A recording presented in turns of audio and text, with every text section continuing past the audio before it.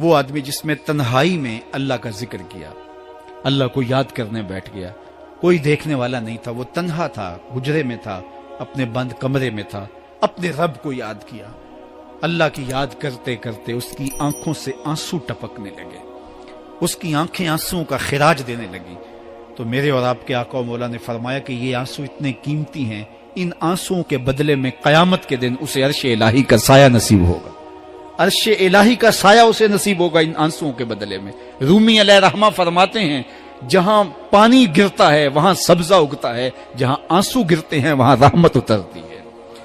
تو اس لیے جو اللہ کی یاد میں رونے کا لطف ہے اور اللہ کی یاد میں آنسو بہانے کا اجر اور صلہ رکھا گیا ہے، یہ گناہوں کو دھو ڈالتا ہے، یہ اندر کی صفائی اور ستھرائی کا سبب اور ذریعہ ہے۔ میرے اور آپ کے آقا و مولا نے فرمایا راتوں کی تنہائیوں میں اٹھ کے قرآن پڑھا کرو اور قرآن پڑھتے ہوئے رویا کرو۔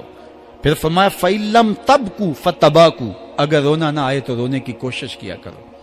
حضرت داتا گنج بخش علی حجویری سے ایک مرید نے کہا حضرت اگر رونے کی کوشش کریں پھر بھی رونا نہ آئے، فرمایا پھر اپنے مقدر پہ رویا کرو۔ تم اتنے سنگ دل ہو گئے ہو کہ تمہاری آنکھیں آنسوں کا خراج نہیں دیتی۔ جو رونا نہیں جانتا وہ اللہ کی رحمتوں کو اور اللہ کی کرم نوازیوں کو کیسے سمیٹ پائے گا؟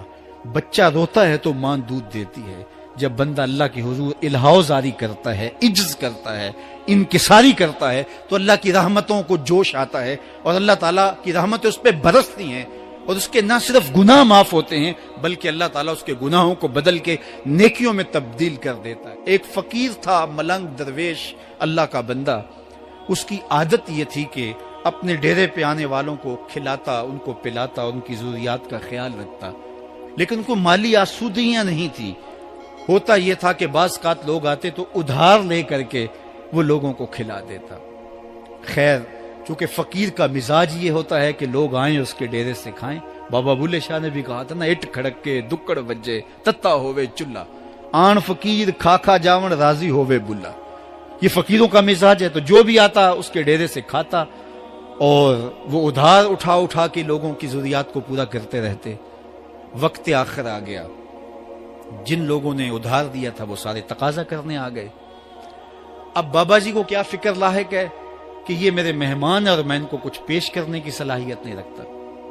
ایک بچہ تھا، وہ کچھ سامان بیچ رہا تھا، پتیسا بیچ رہا تھا یا کوئی اور چیز بیچ رہا تھا۔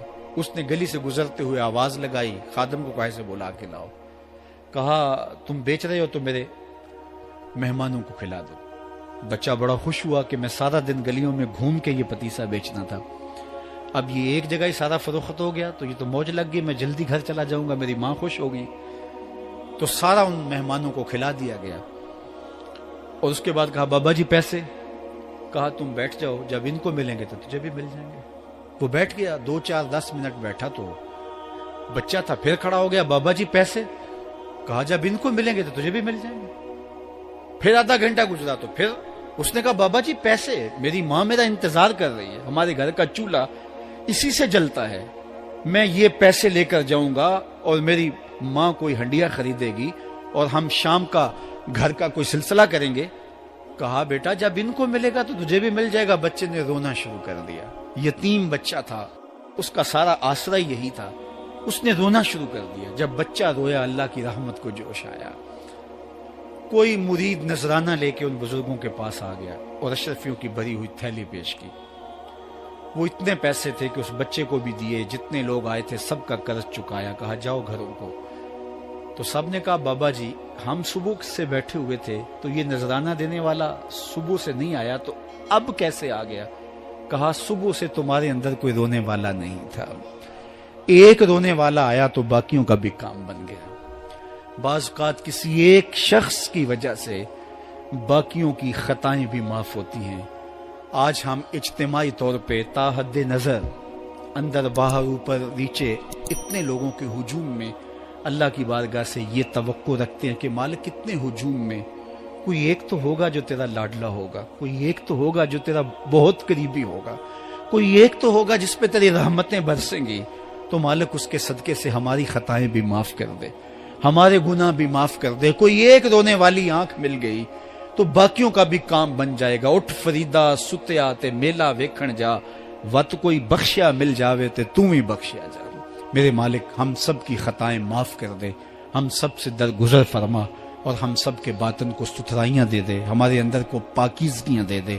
بہت وقت میں نے اور آپ نے صاحب گزار لیا, تیزی کے ساتھ زندگی بیت رہی ہے. میں اگر اپنے آپ کو دیکھوں تو میری زندگی کتنی بہاریں کاٹ چکی ہے. اگر آپ اپنے آپ کو دیکھیں, کوئی 60 سال, کوئی 20 سال, کوئی 25 سال, زندگی تیزی کے ساتھ گزر رہی ہے. بندہ جب سوچتا ہے کہ میں 40 سال کا ہو گیا ہوں تو آگے میری زندگی کے اگر 30 سال بھی ہیں تو 30 سال تو کافی ہیں, لیکن وہ پیچھے اگر پلٹ کے دیکھے تو 40 سال یوں گزر گئے جس طرح چٹکی بجائی جاتی ہے.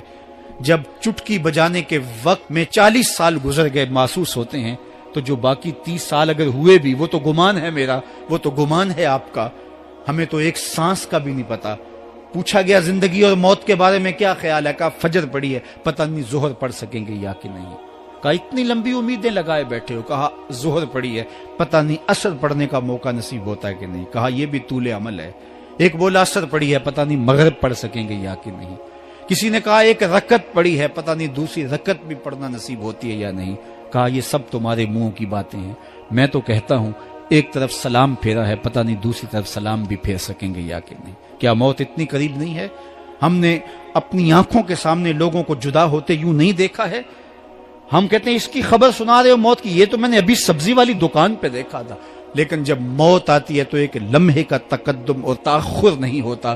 تو صاحب آئیے اپنی زندگی کو اللہ اور اس کے رسول کی راہوں پہ ڈالیں. آج وقت ہے, آج موقع ہے, آج توبہ کا دروازہ کھلا ہے, کل سب کچھ نہیں ہوگا. آج اس کی رحمتیں آواز دے رہی ہیں. آج وقت ہے, وقت پر کافی ہے ایک قطرہ بھی آب خوش ہنگام کا. جل گیا جب کھیت برسا می تو پھر کس کام کا. اب آئیے سنیے, اس کائنات کے اندر ہمیں وہ خواتین ملیں گی جو پردے کے پیچھے تھی, لیکن پردے کے سامنے ماں نہیں آئی, عبد القادر جیلانی آئے. ماں پردے کے پیچھے تھی, پردے کے سامنے فرید الدین گنج شکر آئے. ماں پردے کے پیچھے تھی, مہر و ماں نے بھی آنچل نہیں دیکھا, لیکن پردے کے سامنے کربلا میں حسین ابن علی آئے. تو یہ پردے کے سامنے آئے, وہ پردے کے پیچھے تھی. تو جب مائیں پردے کے پیچھے ہوں تو پھر بیٹے جو ہیں وہ پردے کے سامنے آ کے وہ نقش ثبت کرتے ہیں کہ جو لوگوں کے زندگی کے نقوش کو جو ہے وہ اجال دیتے ہیں اور تقدیر بدل دیتے ہیں. تو اس لیے ماؤں کی ذمہ داریاں گھر سنبھالنا ہے,